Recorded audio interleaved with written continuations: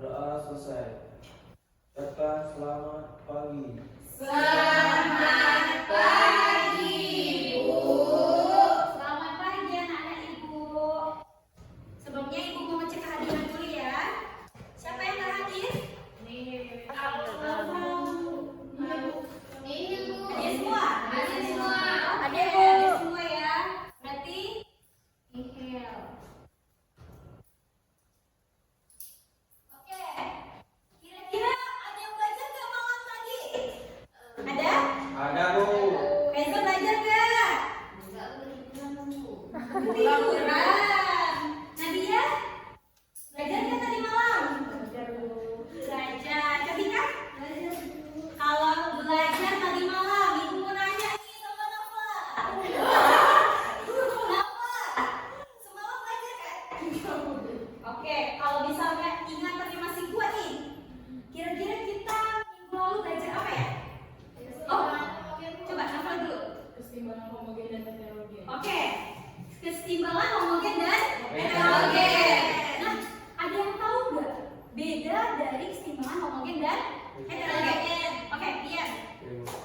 Kalau keseimbangan homogen itu terdiri dari satu fasa yang sama, sedangkan heterogen terdiri dari beberapa fasa. Benar? Benar nggak? Benar. Oke, kalau benar tepuk tangan untuk dia. Nah, hari ini kita akan belajar mengenai tetapan kesetimbangan.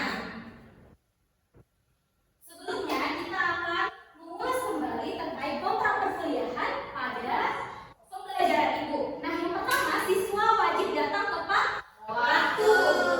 Kedua, dilarang mengaktifkan handphone pada saat kegiatan pembelajaran. Jadi anak-anak Ibu, kecuali ada arahan dari Ibu, tidak boleh mengaktifkan handphone. Dan yang paling penting adalah poin yang ketiga nih, mengangkat tangan saat ingin bertanya ataupun menyampaikan ide. Jadi kalau misalnya nih ujangan mau jawab ataupun mau menyampaikan ide harus tunjuk tangan. Selanjutnya menggunakan suara yang tidak terlalu keras pada saat diskusi kelompok. Nah, teman-teman bergaya seperti biasa ya, kehadiran 10%, tugas dan praktikan 25%, UTS 30% dan UAS kita 35%. Nah, ini sudah mau mendekati UTS ya. Nah, jadi Ibu harap anak-anak Ibu belajar dengan giat. Oke, hari ini materi kita keseimbangan kimia, namun pokok pembahasan pada hari ini adalah tentang tetapan keseimbangan konsentrasi dan tetapan parsial. Nah, itu adalah biasa disebut dengan KC dan KP. Oke. Adapun tujuan pembelajaran pada hari ini yaitu peserta didik diharapkan mengerti apa itu tentang keseimbangan konsentrasi dan tetapan keseimbangan parsial gas. Nah, kemudian Ibu harap tujuan pembelajaran ini yaitu kalian bisa mengetahui perbedaan dari keseimbangan konsentrasi dan keseimbangan parsial. Dan yang ketiga itu mampu menyelesaikan perhitungan nilai KC dan KP dan penerapannya dalam kehidupan sehari-hari. Nah, ada 4 indikator pencapaian kompetensi pada hari ini. Yang pertama, nanti kalian bisa menjelaskan pengertian KC-KP, kemudian mengetahui konsep persyaratan dalam menentukan harga KC, KP, dan menyelesaikan perhitungan harga KC-KP dan penerapannya dalam kehidupan sehari-hari. Selanjutnya, nah di sini ada apa ya? Kira-kira? Air dalam gelas. Ini air yang kosong. Ya. Nah, Ibu mau nanya, kira-kira kalau misalnya reaksi itu terus berjalan, kapan berhentinya? Ada yang tahu? Ketika dia setimbang. Ketika dia setimbang berhenti. Mungkin Bu. Ayo, ada yang tahu? Nih, ketika konsentrasinya tidak ada lagi. Banyak ya ide-ide dari kalian semua. Nah, jadi Ibu mau analogikan ini ada air dalam gelas. Dan di sini juga ada gelas yang kosong. Nah, ini ada wadah nih, umpamanya ada wadah.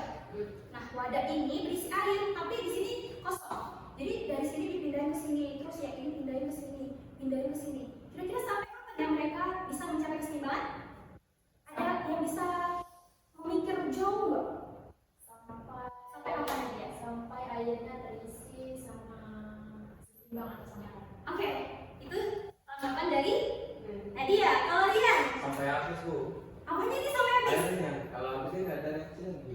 Oh gitu. Oke. Untuk mengetahui lebih lanjut, kalian penasaran kan kira-kira sampai kapan kira-kira reaksi bisa berhenti? Nah, Ibu akan menanyakan suatu video ke kalian semuanya. Nah, di sini ada wadah yang berisi air. Kemudian yang selanjutnya itu ada wadah yang tidak berisi air. Nah, kemudian ini beda ya gelasnya.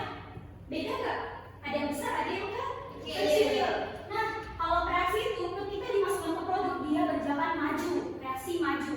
Tetapi kalau dari produk pindah ke reaksi itu akan berjalan mundur karena kembali. Nah, selanjutnya ini dia sama ya ukurannya, terus dipindahin, kemudian dipindahin lagi. Nah, begitu seterusnya. Reaksi itu berjalan seperti itu. Namun tanpa kalian sadari, seiring berjalannya waktu, itu akan terjadi suatu kesetimbangan. Nih, coba diperhatikan. Kapan kira-kira dia sampai kesetimbangannya? Sampai sama rata. Ini udah nggak sama rata lah. Berarti mereka, ayo, dia tadi bilangnya tunggu habis nih mau semuanya. Nah, coba kalian perhatikan. Nah, ketika diukur sama, nah mereka bisa sama rata. Padahal ini dari gelas besar ke gelas kecil. Nah, jadi kalau udah nyampe kesetimbangan, itu dia akan dari awalnya dia kosong itu bisa dengan ukuran yang sama dengan gelas yang sebelumnya berisi. Sampai di sini tahu dalam proses keadaan setimbang? Paham anak ibu? Berarti di gelasnya ya? Iya. Jadi fokusnya di gelasnya. Nah, itulah dalam keadaan setimbang. Oke. Selanjutnya. Nah, ternyata dalam hukum kesetimbangan itu ada nih ilmuwan kita. Namanya siapa? Gilbert dan Wayne. Nah, Gilbert dan Wayne ini menyatakan bahwa hukum kesetimbangan itu berbunyi hasil kali konsentrasi zat-zat. Ada yang lihat video? Oke. Nah,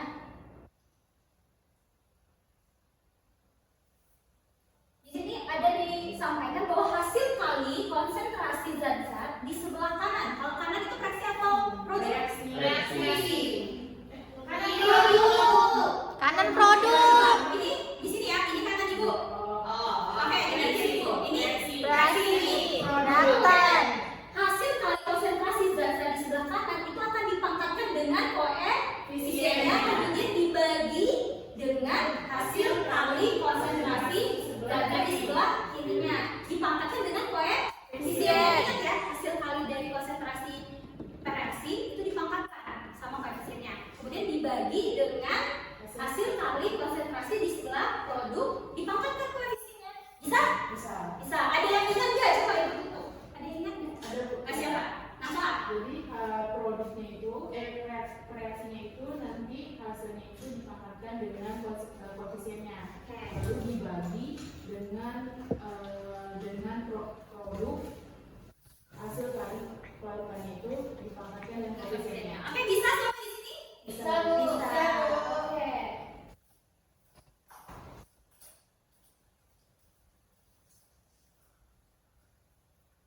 Nah, pertama kita akan mempelajari tentang kesetimbangan konsentrasi. Nah, seperti tadi disampaikan, hasil kali konsentrasi zat-zat di sebelah kanan itu akan dipangkatkan, yang sebelah kanan ini akan dipangkatkan dengan koefisiennya. Akan dipangkatkan dengan koefisiennya. Ini apa namanya? Yo. Apa namanya? Koefisien. Nah, kalau ini apa namanya? Itu. Ayo. Unsurnya. Ya, benar unsurnya. Nah, jadi hasil kali konsentrasi zat-zat di sebelah kanan, ini kanan, itu akan dipangkatkan dengan koefisiennya. Kemudian dibagi dengan konsentrasi zat produk dipangkatkan dengan koefisiennya. Nah, ini ada catatan ya, anak-anak ibu. Dengan KC itu kondisinya biasanya digunakan untuk reaksi yang berlangsung dalam gas dan larutan, aquos. Kita udah belajar fase ya. Kemarin ada berapa fasenya? Apa aja? Solid, gas, aquos. Nah, kenapa dalam KC itu hanya digunakan gas dan larutan?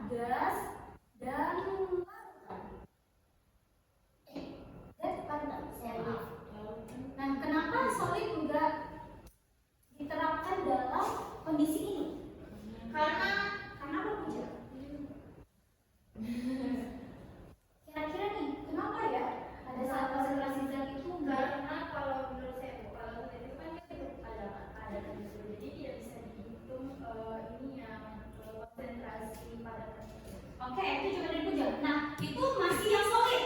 Ada yang tahu kenapa liquid atau cairan tidak termasuk liquid atau cairan? Ya, karena apa tadi ya? Gak apa-apa. Karena kalau untuk menghitung menghasilkan konsentrasi itu berkaitan dengan gas. Jadi alasan dia cairan itu tidak dipakai apa ya? Coba, Aiza tahu? Tahu, belum kebayang. Belum kebayang? Iya. Kenapa? Seperti itu ini kayak aduh pengen jawab tapi ini Masih ragu Karena kayak. ini ya Bu, karena kalau misalnya dia padatan dan juga cairan itu biasanya konsentrasinya itu susah untuk diseimbangkan gitu. Oke. Kalau gas sama larutan itu kan mudah diseimbangkan seperti itu. Oke, banyak ya cara untuk menyeimbangkan larutan, misalnya ditambah reaksinya, ditambah produknya ya kan? Iya. Nah, tetapi liquid ataupun cairan itu biasanya bersifat netral. Jadi kandungan dalam liquid itu udah seimbang, makanya di sini sesuai dengan judul yang tetapkan kesetimbangan. Nah, kita gimana caranya untuk agar dia seimbang? Nih seperti mata pembelajaran kita minggu lalu. Kita hirup udara banyak nih oksigennya kan? Nah, apa yang terjadi jika kalian tidak setimbang oksigen yang masuk? Apa yang terjadi? Mati, Bu. Sesak nafas. Ada yang lain? Meninggal. Meninggal, pusing. Itu udah paling kronisnya ya sampai meninggal. Oke. Ya kalau dia itu udah kejatuhan ya. Nah, jadi itu kita perlu adanya kesetimbangan. Kalau kalian bangun nggak setimbang ini berdiri, apa yang terjadi? Jatuh. Nah, ini sama halnya dengan tetapkan keseimbangan konsentrasi ini. Paham ya, Ibu? Oke. Kita masuk ke contoh soal. Nih ada 4 NH3 dalam kondisi gas ditambah 5O2 dalam kondisi gas. Menghasilkan 4 NO dalam keadaan gas, 6 H2O dalam keadaan liquid. Nah, caranya gimana sih? Nah, ada yang bisa jawab? Bisa kita apa? Oke, coba apa? Ya, coba. Diperhatikan ya kondisinya. Oke?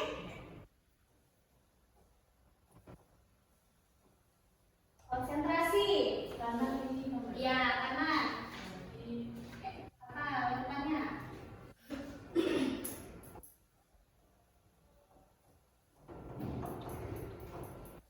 Ini kanan. Ini sebelah sini Bu. Kanan di sini. Sini, coba diperhatikan. Ini. Ini Ya, kanan di sini. Tadi kan ibu ada di sini. Oke? Kalau kanan ada di sini, kanannya di mana? Ini coba dulu. Oke.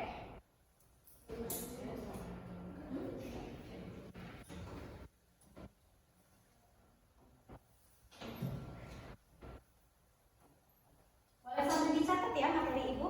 Iya, Bu. sudah Bu. Ini catat.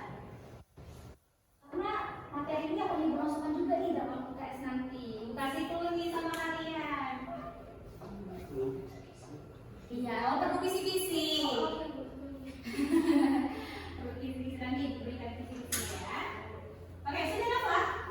Sudah. Coba anak-anak ibu perhatikan jawaban dari Nafa. Oke, kita akan periksa nih. Di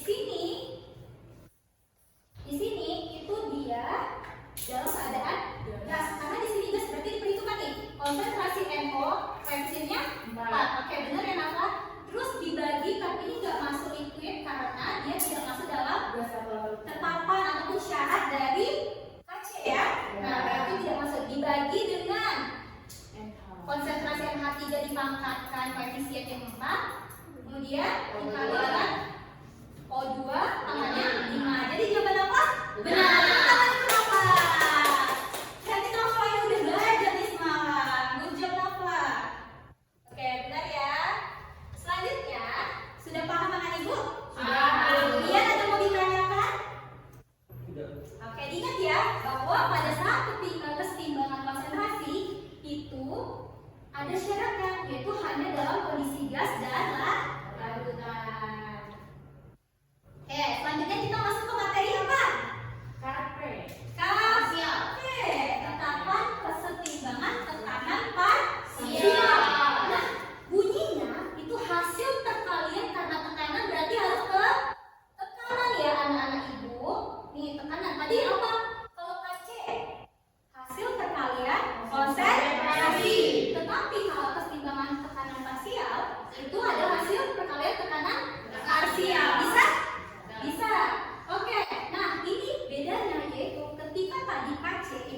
kondisi gas dan aquos.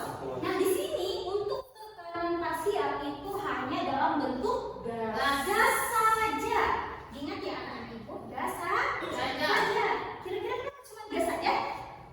Karena pasti Tekanan Bu. Karena tekanan parsial. Oke, tepuk tangan untuk kita semua. Nah, di sini ibu ada contoh soal. Ini sama ya. Hanya perbedaannya ketika konsentrasi itu berbentuk seperti siku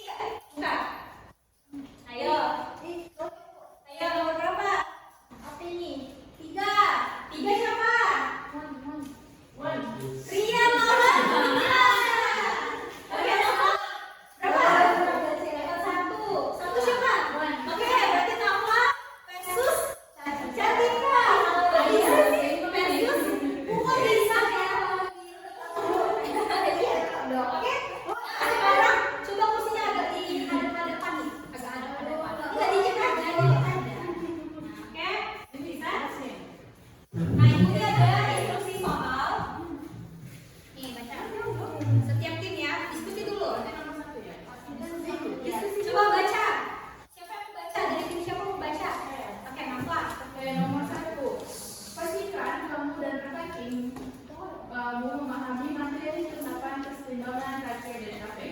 2. Waktu untuk berdiskusi dengan teman satu tim yaitu durasi 5 menit. Kamu akan bersaing melawan tim lain untuk mendapatkan poin. Menjawab benar satu soal bernilai 50 poin dan menjawab salah kurang 25 poin. Bisa? Nah, jadi ini masih diskusi kalian untuk evaluasi bareng-bareng nih agar tim kalian menang. Karena kalian tidak boleh membantu teman tim. Nah, jadi pastikan teman tim kalian itu bisa. Yang ngerti ajarin temannya yang tidak ngerti. Oke? Yang nggak ngerti coba tanyain temannya yang ngerti. Bisa? Bisa, bisa? Bu, itu berarti nanti kami kerjain kan Bu. Terus tuh nanti kayak banding jawabannya. Misalnya aku Wida sama Rian, jadi nanti banding jawaban Wida sama jawaban Rian. Kalau misalnya jawaban Wida benar, Wida dapat nilai, benar nggak? Nah, jadi di sini kita akan melatih juga kecepatan kalian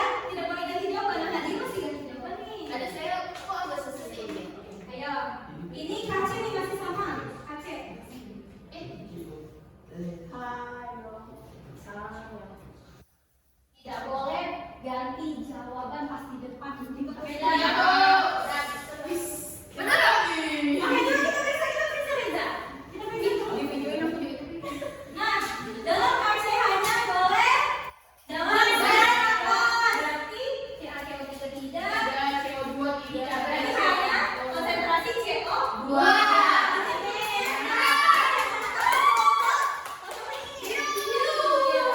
Berarti poinnya seri. Poinnya seri. Jadi di sini itu adalah masa yang menentukan. Karena apa? Penentuan. Dan itu karena apa? Posisinya seimbang. Ya. Posisinya udah seimbang. Ini penentuan siapa nomor 3? Iya. Kamu, Ibu. Rian, bukan Rian dan Ujar. Ayo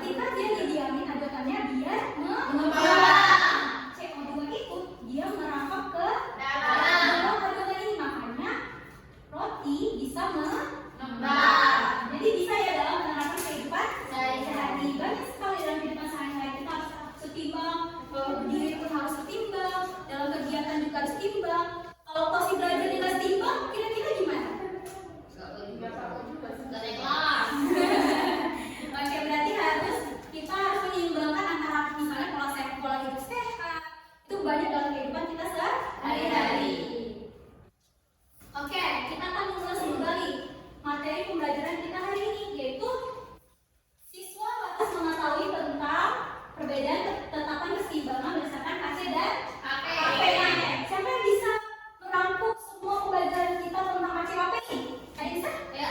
Oke, Reza. Kalau KC itu hasil perkalian konsentrasi, kalau KP itu hasil perkalian tekanan. Oke, ada lagi? Dimulai. Oke, ya. Untuk mencari hasilnya itu maksudnya itu kalau KC itu produk dipangkatkan dengan koefisien dibagi dengan reaktan dipangkatkan koefisien juga sama dengan tekanan. Tekanan dia pakai apa? Kalau tekanan dia pakai P, tapi kurungnya itu yang melengkung. Kalau konsentrasi itu Yang siku-siku. Oke, Bagus, Puja. Selanjutnya ada lagi nih yang belum. Kira-kira Penerapan kehidupan sehari-hari. penerapan pola hidup saya ini bagaimana Pak? Contohnya tadi seperti menggunakan ragi dalam adonan membuat kue, baru saat berdiri, keseimbangan, baru ada tadi udara. Oke, ada lagi nih apa? Oke, Rian, boleh.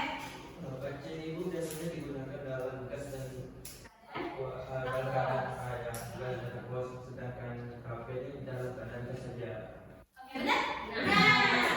Nah, jadi kalau sudah mengetahui tentang KC dan KP dan mengetahui persyaratan-persyaratannya di dalam pembentukan penentuan harga KC dan KP.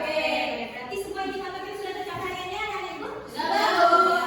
Nah, jadi perlu diketahui kalian harus teliti terkait perbedaan KC dan KP dalam kondisinya. Bisa anak ibu? Oke, selanjutnya kita akan menyelesaikan asesmen sumatif. Yaitu ada soal asesmen sumatif. Nah, boleh dikerjakan secara individu. Yang udah selesai, nanti langsung dikumpulkan ya. Baik ibu, waktunya 3 menit ya dari sekarang. Nanti ibu akan periksa jawaban yang paling tepat akan mendapatkan hadiah dari ibu. Dikerjakan dengan hati-hati ya, dan jawaban yang benar pastinya anak ibu. Jangan mencontek. Ini 3 menit ya. Siap tidak siap harus dikumpul karena ini ibu ingin menguji apakah kalian paham materi kita pada hari ini.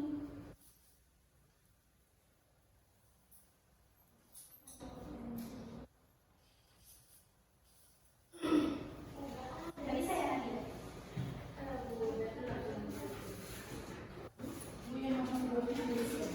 Ya, bisa.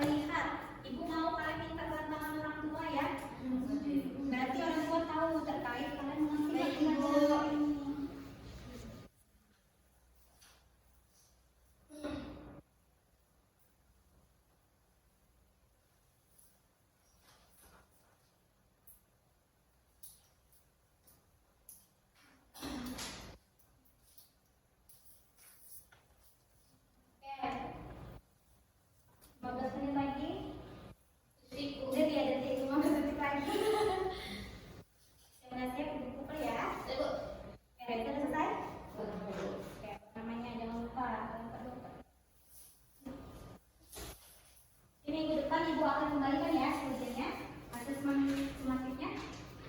Sudah.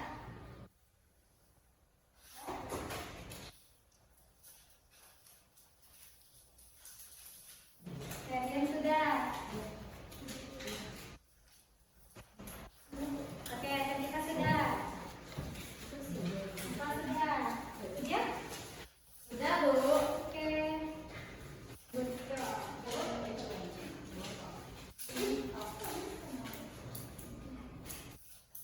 Baik. Oke, karena asesmen sematik udah, nanti minggu depan Ibu akan kembalikan hasil asesmennya. Jangan lupa ya, kalian ingat pembelajaran hari ini. Nah, selanjutnya Ibu akan membagikan tugas di rumah. Ini apa ya? Ya, coba scan tugasnya di rumah. Udah disimpan? Ya, dikirimkan di grupnya ya, Nak. Oke, Ibu. Nah, adapun batas-batasan tugasnya itu kalian pelajari nih apa aja hubungan KC dan KP dalam penerapannya. Nah, kemudian di sini kalian juga tidak usah sampai di bagian grafik. Karena di bagian grafik kita akan dalam bahas pertemuan selanjutnya. Bisa ya, Ibu? Lalu, oke, baik. Sekian pembelajaran kita hari ini. Ibu harap anak Ibu bisa belajar dengan tekun di rumah dan dipelajari kembali pembelajaran kita tentang KC dan KP. Baik, Rian, boleh dipimpin. Oke, baik. Bersiap. Sebelum kita pulang ke rumah, mari kita berdoa dulu. Berdoa mulai.